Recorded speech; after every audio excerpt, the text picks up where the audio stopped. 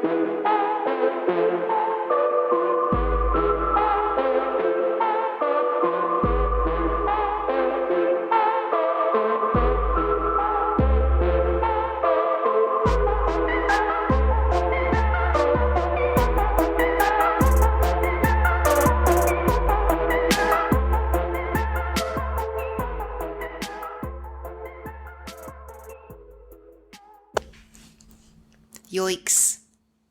Hi. Hi. Welcome back to another episode of Wicked Mysterious. I'm your host, Katie. And I'm Danny. And this is episode number 1 of season 2. Yay! We made it. So how are you this week? I'm good.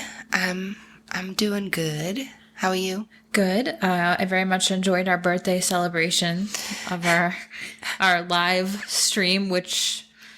I thought about it later. We should have sat and waited for people to show up like other people do with lives. But it was our first time. Just sit there and stare at the camera? Yeah, I mean, we could have did a little dance or it's a like little that song. little viral sound, just waiting for more people to join. Exactly. You're so pretty. Oh, thank you. Oh. But yeah, so we did that live. That was fun. We Carrie won. So we reached out to her today. Carrie, yes. She is in Illinois. That's so cool. Yes. I've been to Illinois once, Carrie, and it was fun for a show. And Danny's been to Pennsylvania once for a show. Yes. I also went to Pennsylvania once for a show. Mine it was also an Alkaline Trio show, I think. I don't know. I'm kind of crazy like that. I travel all around to watch them still. I saw Less Than Jake in Hershey, Pennsylvania. Cute. I went to Hershey Park. Did you go to Hershey Park? We didn't. But I brought my friend with me, my best friend Frank in high school. My mom made him go with us. So that was my story for Pennsylvania anyway. Yeah. And thanks again to Carrie and to our 5 other submissions, right? Yes, that was really awesome of you guys. I'm sure it won't be our last giveaway. So you better keep your eye out. Yeah. If you want to try to win next time, do better. Do better. Because I'm surprised how many listeners we have. We had almost 10,000 downloads per month, and we had 6 people. I know not everybody uses Apple, but right. Apple is the one that pushes those types of things. So anyway. Well, we tried. So, all right. Well, I figured for the first episode of season 2, I would stick to something that I love. So, can you guess what it is? Aliens. Yeah, it's an alien story. I just figured it'd be good to start off. And in fact, it's actually an alien story that you've mentioned a couple of times. So I hope you don't get mad that I covered it before you. What is it? You have mentioned wanting to cover it. So is it Roswell? It's not. Okay, then I don't care. All right, cool. Noted. Not Roswell. All right, so I'm ready. All right. In southern Africa, in 1994, a silver disc-shaped UFO full of multicolored lights appeared in the sky and landed in plain sight. Several child-sized extraterrestrial beings in tight all-black suits evacuated the craft, running around in slow motion, making eye contact with humans, and sending telepathic messages. This case not only had 62 witnesses, but the witnesses were all actually school-aged children from 6 to 12 years old while on recess at school. Their stories rock solid and consistent, and their sketches all very eerily similar. This is the mysterious Ariel school UFO encounter. Let's get into it.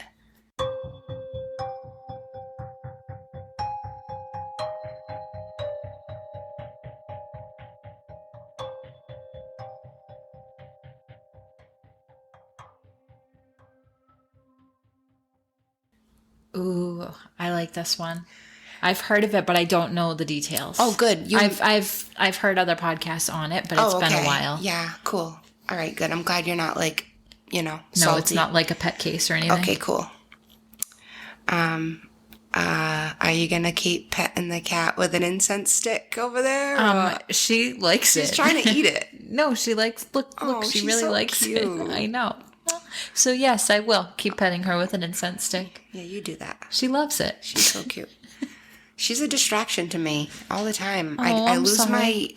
she's just so cute. Just wait till we have video. People are this is gonna be Oh my the God. Lala show. She should be our mascot. I know. Over Ralph. Oh, she should be our Oh mascot. my God. Let's make her a frog for Halloween. And take a picture with her. She'd be the cutest fucking frog because she's fat. We should just update our mascot to be Lala. That'd be hilarious. Yeah. Or we could fucking Photoshop like her face on the frog. That would be hilarious on the planet. So, enough of that. This story takes place in a small agricultural spot called Rua in Zimbabwe, just 14 miles southeast from the capital, Harare. On September 14th, 1994, just 2 days before the mass UFO sighting, several UFO and alien sightings were reported. One report by a mother and son to a local UFO researcher, Cynthia Hind, stated that they saw alien beings in broad daylight that day. Once the sun went down and the sky went dark, there were many reportings of fireballs flashing through the sky, unlike anybody had ever seen all across southern Africa. Of course, some presumed the fireballs to be just comets or meteors, but others weren't sure, and skeptic Brian Dunning was sure that the fireballs in the sky were actually the booster of the Zenit 2 rocket from the Cosmos 2290, I think that's how you say it, right? Probably? Mm-hmm. Or 2290, is that probably it? Same thing. The Cosmos 2290 satellite launch, re-entering our atmosphere and breaking up into burning streaks for everybody to admire, like fucking fireworks in the sky. And absolutely nothing related to extraterrestrials. But that was just 2 days before that big sighting. We can cut this out, what I'm going to say right now. Okay. But I am going to need your undivided attention. You're not listening. I am listening. How can you listen if you're petting that cat so cute? Because I need to do something with my hands. I swear. If I'm not doing this, I'm doodling. So okay. Let me all right. Let me live. Let me be me. You be me. She's going to get mad at you. Because you be you. I know. She's already pissed. I can see her ears. Yeah, because she's like, do not stop petting me with the incense stick. But I have something to say that's very important. Right now? Yes. Do it. Okay, so remember the other day on September 14th, I said to you, oh, this is so weird. Like the episode I'm researching, the person that I'm doing the episode on was born on September 14th, and it's September 14th. And then here we are talking about September 14th. About the day that it happened. I thought that too. When I finished this up a couple days ago, I realized September 14th, and it dawned on me. I was like, what was I doing September 14th? I couldn't remember. Yeah, because it rang a bell. Yeah. Yeah. That is that's weird. So weird. That both of our episodes have to do with September 14th on September 14th. That is really, really weird, actually. Yeah. Okay, so the Ariel Primary School was a small, private, and expensive elementary school of roughly 150 students of wealthy families. Most of them were farmers in Harare. This Friday, on September 16th, 1994, so 2 days later, was like any other Friday. It was a beautiful, warm day, and the children at school were excited to have a break just after 10 a.m. At this time, all of the faculty of the school were inside holding a meeting and had no idea what was taking place outside. There was nobody watching the kids. Can we talk about that? So there are some sources that say there was a volunteer parent on on the premises. I thought I remember there being an adult out there, but and supposedly it's not in every source. That's why it's confusing to me. Yeah, some mention absolutely nothing at all about an adult, and some say that there was a volunteer parent there. Okay. So we can take it as you wish. However, nothing is ever stated about the adult with this experience. Okay. So I looked really hard in all different sources. I could not find anything. Yeah. Because I thought that was crazy. Like, how do you have that many kids outside and there's no adult? This is only 1994. You know? This isn't 1930. Well, it is rural, and I was rural. Yeah. walking home in the city, like 2 miles It's home true. without an adult. But it was a different time. But also, we always had adults at recess. True. And I mean, this is just a really different culture, Yeah. so Yeah. maybe you're right. Yeah. The kids are probably, I'll tell you from the interviews I've watched on this, the kids are all so amazingly like well-spoken and, Oh, yeah. and super intelligent. And Yeah. it's like, it's because they're like not on screens. Yeah. They're like, That, and they went to a private school, was probably taken really seriously. yeah, you can tell. I actually enjoyed listening to a lot of the kids. Yes. I've seen it. Yeah. So good. Okay, so the children were at a loss for words when they witnessed this silver disc craft appear in the sky and hover down, landing right in their sight in a field of tall grass and shrubs. And that was like right outside of their schoolyard. Some of the youngest children ran away in fear, but many of the older kids stayed to watch the entire UFO encounter. 62 children saw at least one UFO. Others saw a few. All of those 62 witnesses saw between 1 and 4 short alien beings exit the ship. Those who saw the craft were 100% certain that it was not an airplane.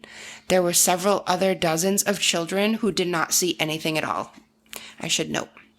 So, I take that as like, this is a big play yard, right? Big schoolyard.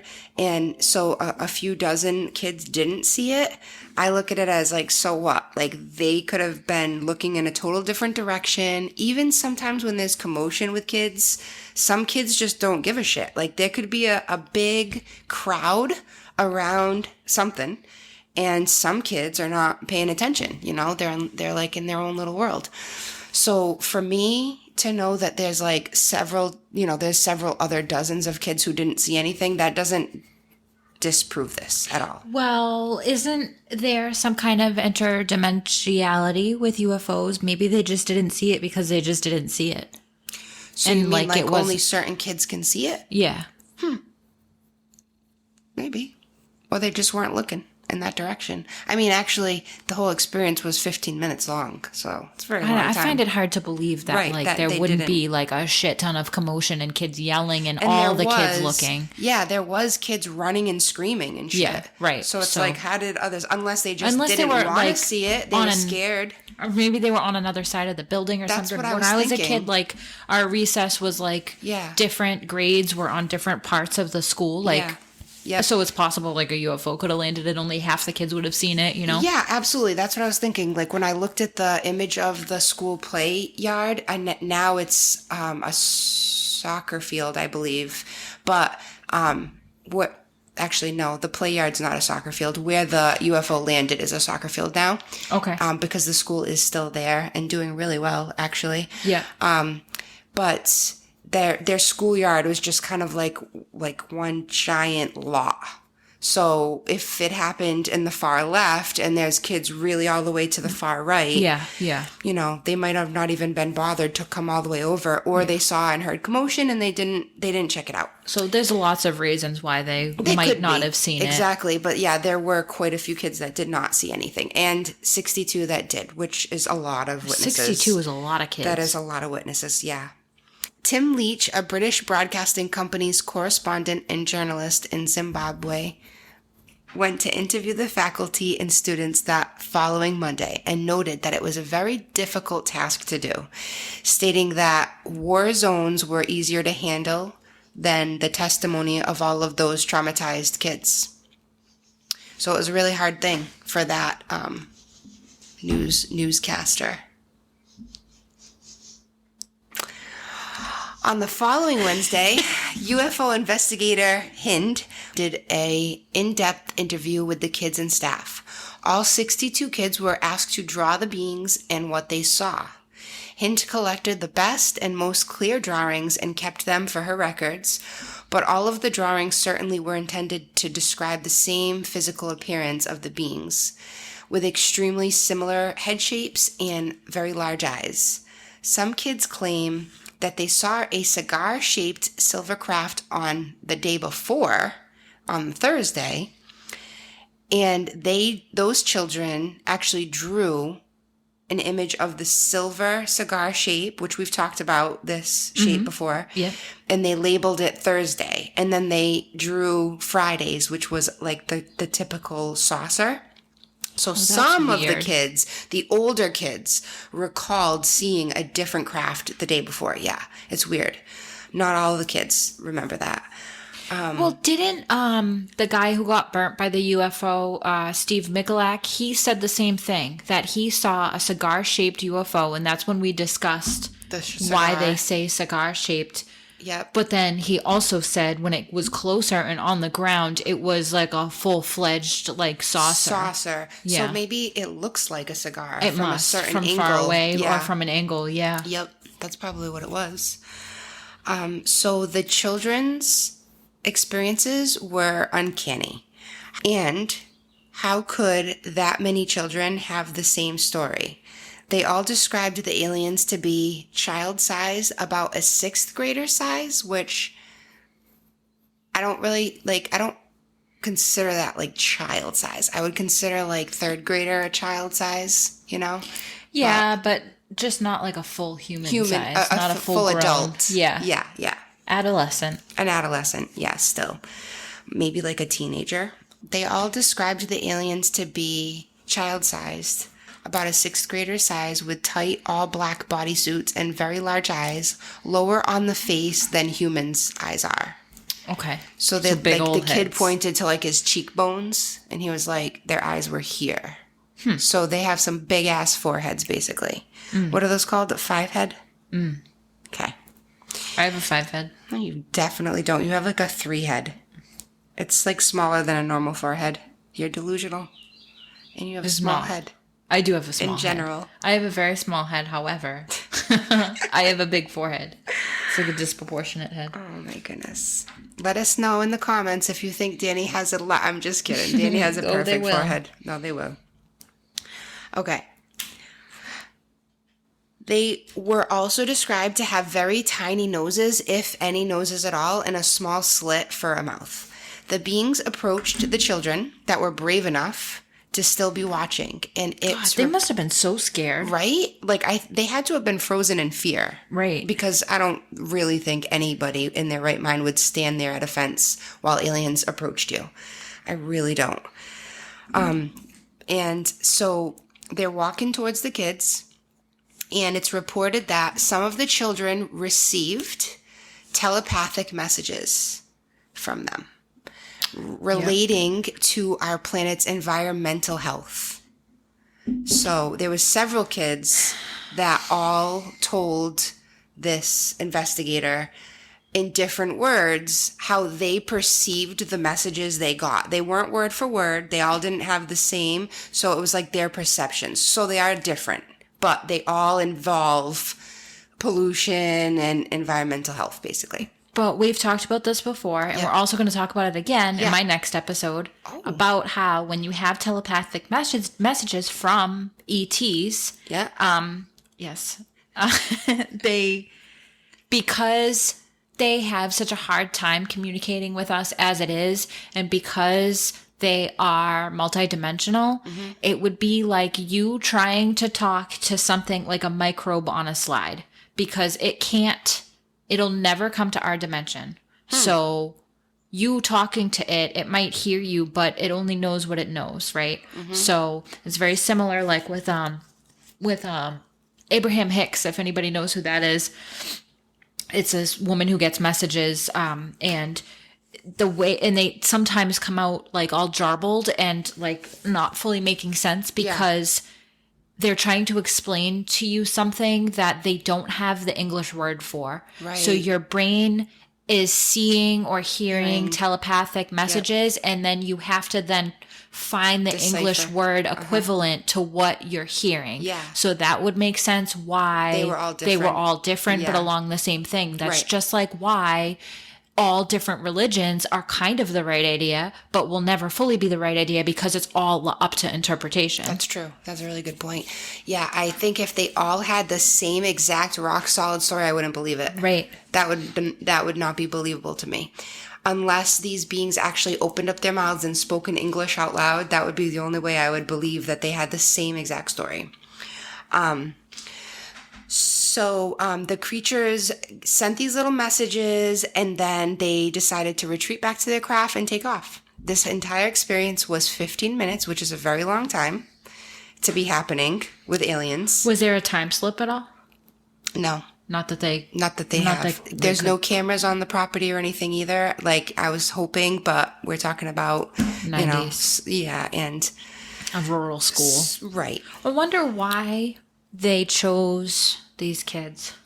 Yeah, well, that's a good thing to talk about at the end. So Okay. make sure you bring that up again. Okay. There they are with their little messages. Then the creatures retreat and they take off. And this is 15 minutes. And that's from the first sighting in the sky by how many kids that went and told all the other kids, like, look what's in the sky, to the time that they took off. Okay.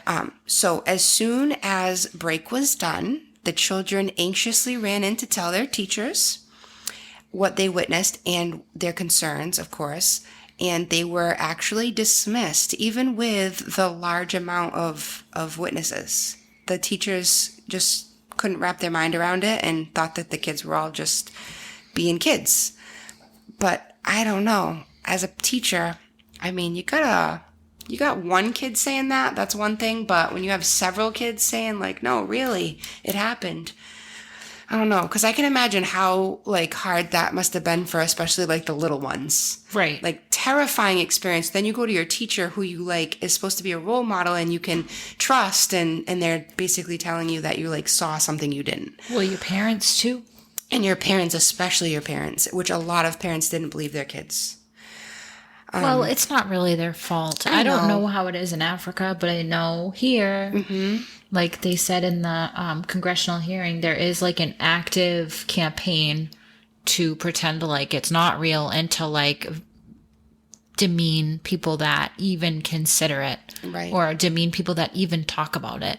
Yeah. So it could be the same over there. It is sad. It's not like that anymore. But no. And I mean, over there... I mean, I actually still think it is kind of like that. Like, yeah, there's only so many people you can be like, I have a Strange Phenomena podcast and we talk about UFOs and aliens. Absolutely. Like, I don't just pitch it to just anybody. I wait till somebody comments on something of alien of me. I'm like, oh, you like aliens? Yeah, let's be friends. Cool.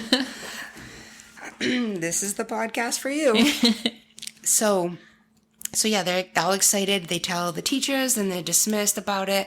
The investigator, Hind, she stated that not all of the children, this is interesting, not all of the kids even knew that they were extraterrestrials. Some of the kids, I guess depending on their background, their cultural background, they actually believed that they were seeing like creatures of folklore.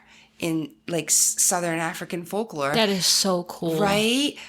Something called the Tikolashes. I don't know if I'm pronouncing that right because I could not find a pronunciation anywhere. Okay. But Tikolashes. Tikolashes are, and I think I got this from Wikipedia, Tikolashes are known to be sneaky little evil spirits that become invisible by drinking water or swallowing a stone that can cause harm or death to people, and that are used to scare children, often in some cultures. So parents are probably like, you better not go in the woods. The Tikolashes are going to get you. You know what I mean? Yeah. One of those type of things. So I wonder if that's rooted in a real... folklore? Like the folklore, I wonder if it actually happened at some point. Well, I really truly think that all folklore comes from something. Like, I mean, I don't know about you, but... Oh, yeah. Yeah. I really do. They didn't just come up with these stories out of nowhere. Knowing now what the Tikolashes are, right? Yes. So the kids go home and they tell their parents, obviously, what happened. And the following day, there was a lot of angry and confused parents showing up to meet with the school. Because some parents were offended that, like, this wasn't brought to their attention. It was just like, hush, hush. This is a pretty big deal, what my kid is saying. And several kids are saying it. So, yeah, there was a lot of parents that met up and came to the town and had a meeting. I mean, went to the school and had a meeting. One of the parents actually took the extra initiative. This would be me. This would be me all day. Yeah. She went on a little, like, adventure hike with her kid, who like pointed where the craft landed. So she actually walked over and observed a huge, large, like black circle in the grass. Yep. And the grass was not burnt, but like folded down, like crop circles kind of. And the kid, I can't remember if it was a girl or boy, said that the circle was full of dead bugs, like dead critters everywhere. Ugh, gross. So then the parent was like, whoa, maybe there was a fire here. And the kid was like, oh, definitely not. That's where the UFO landed. Like, Yeah. Sure. In November, a Harvard University professor of psychiatry, John Mack, who had a strong interest in UFO sightings and abduction phenomena, paid a visit to the Ariel school children. Mack had conducted several interviews throughout the 90s and was fascinated by these student stories. He actually wrote a book in 1994 before this incident called Abduction, and he included many of his alien encounter interviewed cases. I would like to read that book. Yeah. I'm curious about it. In one of Mack's interviews with a fifth grader at the Ariel school, he tells that he was warned, this is the telepathic message, that he was warned about, in quote, something that's going to happen, end quote, and that, quote, pollution mustn't be. This is what the kid got in his head. An 11-year-old told Mack in her interview that she felt like the message she received was to try to tell her that humans are making harm on our planet and that they shouldn't get brainwashed in technology. So very different. Another child told Mack that he was told that the world would end due to the lack of caring for our planet. So I don't know if maybe these were just one being sending these messages, or several, or multiple beings. So the episode that I'm going to do next, talks about... Well, it'll be... It's my next full length. Gotcha. Yeah. So it talks about messages like this being like layers of an onion, because the universe that we don't understand is so complicated and so intricate that it's all about like grasping on to the thing that you understand. So they were probably sending the same message to all the kids, and perception based on their perception, which is based on your previous life history, your life experience to that point. Yep. There's only so much that you can try to understand and try to grasp. And so that one message, but interpreted different ways. Yeah. That makes the most sense. Yeah. That's what I would think. Yeah. The incident can be described as one of the most shocking events in UFO history. For many, the testimony from children holds more merit than from adults, with most children being very honest, innocent, and having nothing to gain from collaborating a story like this. Of course. At such young ages. The compelling evidence of this UFO contact with our planet, of course, has some skeptics explaining many other possible explanations. Whatever. So the first explanation of this has me like, I mean, it's not as bad as the third, but the first is mass hysteria. This incident has been ruled as a mass hysteria incident forever. And this is straight copied from PubMed here, okay? Mass hysteria describes a situation in which various people all suffer from similar unexplained symptoms. Hysterical contagion consists of a quick dissemination within a collection of people of a symptom or a set of symptoms for which no physical explanation can be found. It usually happens when a person becomes ill or hysterical during a period of stress. After the first individual symptoms, others will begin to manifest similar symptoms. The symptoms recorded during mass hysteria outbreaks usually include abdominal pains, chest tightness, dizziness, fainting, headaches, hyperventilation, nausea, vomiting, heart palpitations, anxiety conversion disorder, and screaming. Ask your doctor if it's right for you. Just kidding. So none of the symptoms that these children had. That's right. The only thing I could think of was like the screaming part, the ones that they were scared. Right. But there's literally nothing else. Right. Like there's no ill symptoms. Like when are we just going to acknowledge that it's No real? kidding. Like it's so it's just... How many witnesses do you need? You have to jump through hoops to be able to wrap your head around any other explanation other than what they said happened. And that's mind-blowing, isn't it? Yeah. Like, you really do have to jump through hoops. And it should be as simple as, let's just open our mind to several... It's ignorance. Yeah. It's just plain ignorance. So the second theory a lot of people have is that it was a big prank, which I have no fucking clue how that could be pulled off either. We're talking about, I mean, sure, there's costumes and stuff, but we're talking about a UFO in the sky. This is not a freaking prank drone. On the kids? Yeah, like a prank to... It's people just trying to say it's not real, and no matter which way they can. And the third and craziest, and I could not honestly find anything on this besides one source, and this one source said that a lot of people think, and dude, if this is not a real true theory, I'm sorry, because this is so fucking mind-blowingly like out there, that this is a puppet show touring to promote AIDS awareness. I looked all over about this. I could not find anything more about this, but I did find it in one source. So I was like, how do I not mention that? It's really out there. I can't wrap my mind about how this would be possible. I know that back in the 90s, AIDS awareness was a thing, of course. There was like a big movement for that. But I'm sorry. A puppet show? I fucking can't. This is just like a puppet show about AIDS awareness, but they said nothing about AIDS. Maybe that was a telepathic message that went wrong. Yeah. What the hell? I just can't. I just could not believe that. Brian Dunning, that's the skeptic again. He believes that the children were brainwashed by the examiners and that they would have no access to modern media as rural kids in that part of South Africa. And the events of the encounter and telepathic messages were a result of just swaying the kids with information that makes sense to them. And he does say that the kids were incorrectly interviewed. He states that Hind, the first lady, she wasn't the very first person on scene. That was the broadcasting, the media outlet. Mm-hmm. The second was Hind. And she actually took the kids in small groups to interrogate them, which we know is like a no-no. You don't do that. So I could kind of see where he would come from with that. But however, Mac's interview, he had them, these were all one-on-one interviews, and the kids were all talking about telepathy. Now, I love telepathy. I want to do an episode on it, but is that you're fucking doing that? I almost did telepathy instead of this one. I swear to God.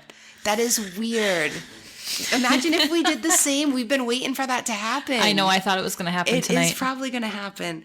Okay. Because I have experienced telepathy with my cousin. Yeah. And he read my mind. And it was extremely like, it sounds ridiculous, but it like changed me. Yeah. It really did. It made me open up my eyes so much more to the fact that like this is fucking real and possible. And remind me to tell you, I didn't write it down, so remind me to tell you my telepathy story during my episode. Oh shit. I will try to remember that because I do not have my notebook here. So I'm writing it down. Oh good. Yeah, please. And also to talk about why the kids were chosen for this. Yeah. But yes, my cousin and I tried to read each other's mind. I said a name in my head out of all the names in the fucking world, and I stared into his eyes. We were born on the same day. Very, very close relationship we had. And he was maybe 2 feet from me, and we just purposely tried to do it. And he said the fucking name out of every name in the world. And I had never said this name before. Yeah. That was the day I was changed. And then I changed my fucking name. I went right then and there and changed it. I told you the story, right? Yes. It was my middle name. But when he said it, I was like, dude, I have to change it now. Yeah. You literally just changed my middle name. So anyway, but it's so fucking cool. So yeah. Apparently when the investigator was talking to the older kids about the telepathy, he was the only person that had any accounts of the kids coming forward about telepathy. So those kids were investigated and interviewed by the other people, but nothing was mentioned at all about about that until him. So this guy, Brian Dunning, the skeptic, is like, why 2 months later, all of a sudden are these kids talking about these telepathic messages? There's a lot of reasons. Yeah, whatever. Yeah. So that's where he stands. He makes it very known, if you look into him, that he thinks this is all just BS. But the witnesses of this, it's so interesting. You can look them up still to this day about their stories. It's so cool.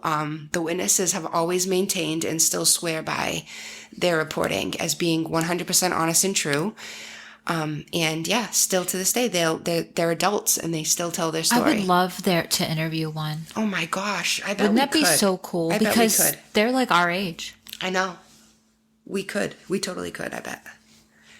And I mean, for anyone who's listening, I didn't do any audio clips in this interview because there are just so many. We don't need that. Yeah, but I like them. I like the kids. So if you're interested, definitely look up those interviews from the kids because You're hear, right, they are. yeah, it's moving. Yeah. Because they all describe it a little different, but all the same. Yeah. And their perception is that 100% they saw something out of this world. Yeah. And then they talk about like how they weren't believed by their parents and how, it did something to their confidence and everything. It's like so fucked up. But yeah, I don't know. Is this real evidence that we've been visited for sure? I don't know. I mean, I'm leaning towards yes. Yeah. I'm leaning towards a hard yes on this one. But I think that the children were... Do you have an idea of why you think the children were chosen? Because it seems like too perfect that there was no adult or that one. That's what I was going to say. Yeah. There was no adult nearby. Mm-hmm. Children are easily persuaded. Yep. This probably left a huge imprint on them, probably much more so than an adult would. Mm-hmm. Also, they are the future. That's right. So yep, that's exactly what I was thinking. You would tell children like, hey, the parents they've already fucked up. So now it's your turn to... Yeah. And actually, in some interviews, they say, they ask the kids, why do you think you kids were? And some of the kids say that, like, because we're not going to die for a really long time and we can make a difference. Like, it's really crazy. And like, I wonder if any of them are like environmentalists. I know. I did see that one woman was a psychiatrist. No, I'm sorry. She's what's it called? Not a counselor. Psychologist? A social worker. Okay. So that's cool. So she clearly probably wasn't believed by her parents. Yep. And then grew up to want to be somebody that kids can talk to. Yeah. Which is really cool. It's beautiful, actually. It's beautiful. Yeah. So that is my theory, too. I do think that the kids are the future and they're innocent. And those that want to retain this information will. And yeah. So that was our first episode of season 2. I loved it. Thank you. This was a welcome. good one. And I'm 100% a believer. Oh, awesome. The more and more we do this and the more and more I research and how things connect together, it's like harder for me to believe that it's not real because every account is the same. Mm-hmm. And there's like, it's so these true. kids didn't have access to media, like That's he right. said. Yep. How would they know something that other people decades before had researched and had like very similar experiences? How would they know that? Yeah. It's not the internet. We didn't have the internet that you could just Google it and read about it. No. And I mean, something can be said about these families. Like, they were very wealthy families. So, like, there probably was means to media just as well as other, like, areas. However, they're not stuck to it. They're in nature and they're learning. Not just that, but these types of ideas were and still are like fringe ideas. Yeah. So it's not like mainstream stuff. Yeah, this is true. stuff that was all touted as like crazy that nobody really looked into until current day UFO movements. Yeah, there was definitely nothing encouraging those kids to come forward and create an alien story. That's for damn sure. Right. It's just so crazy to think about 62 kids. Yeah. If you really think about how many damn kids that is. Right. That's crazy. And Well, that was a so great neat. first episode. Yeah, Thank you. Thank you for having it. All right, and we will We have fan mail. Oh, sorry about that. Say That's that okay. again. Say we have fan mail. Again. We have fan mail. We've got one from last night from Chris. Chris, it made us smile. It did. Chris says, "Hey guys, I just wanted to let you guys know I absolutely love your podcast. You two are by far my favorite podcast I've listened to. Aww. You guys are so entertaining." We are. Thank you. Yes, we know. No, I'm just kidding. Totally kidding. I hope you guys have as much fun recording the episodes as I do listening to them. We do. We do have fun. Yeah. Your biggest fan from Tennessee. Cool. Take me to another place. Take me to another land. Do you know that song? No. Make me forget all that hurts me. You don't know that song? No, but you're welcome, Chris. There you go. There's your gift. Let me understand your plan. No, I don't know It's called Tennessee. It's like an old rap song. Anyway, cute. Keep it up. You guys are amazing. Thank and you I so said, much. Thank you so much. And he said, you're very welcome. Thank you guys for doing what you do. Happy birthday. That is so sweet. Thank you so much. It was such an awesome mail to receive. I love messages like that. I just love people that love us. You know? I love Tennessee. I know you were saying you don't care, but I do. Yeah. I had the opportunity to go to the Smoky Mountains this summer. It's not that I don't care about your experience. I just don't care about Tennessee. Well, you should because you've never been. That's why you don't love it. I know. Look I'm at see this. See my heart sticker. See it. I look at it all the time. Yeah. When Chris, if you're out there, someday when we have a video podcast, you will see my Tennessee sticker because I did leave a piece of my heart there because it is a fucking beautiful place and I loved it. It was very unexpected how much I would like it there. Yeah. That's nice. You know, and maybe I would like it. Who knows? I went through the Smoky Mountains National Forest and I saw a bear in real life cool. Twice. Yeah, that's so cool. Yeah, it was. It's and like deer. Yeah, it's like seeing a moose in New Hampshire. I've never seen a moose, no matter how many times I've gone. I've never seen a moose in person either. Yeah. But every time I've always been on a moose hunt. Yeah. And I cannot find them. Yeah. But I would love to see a gigantic moose someday. I would love to as well. They are so fucking cool. Yes. Moose are like definitely one of the coolest animals. Bears in real life are pretty cool too. They're gorgeous. And they were baby bears. So that was exciting. Oh my God. I would love to I know I can't, but I just want to like cuddle up and roll around with a baby bear. Have like petting bear? No, the opposite. Yeah, mama bears. They have like signs everywhere that was like wildlife will kill you, and they have if there's a baby bear, there's a mama bear. What is it called? Park rangers. And they like stop you from going near the bear at all. Yeah. I just wish I could. I know. So anyway, thank you, Chris. I love Tennessee. I hope you're enjoying living out there, even though I know it's a really big state and I only saw a very small part of it, but keep on listening. That's and where tell Dolly your Parton's friends, from. Tell your cool friends about us. That's where Dolly Parton's from. Okay. One of my many heroes. I'm like, okay. I don't like her music at all, but okay, good. I love her. She's great. Well, she sends books to kids. Did you know that?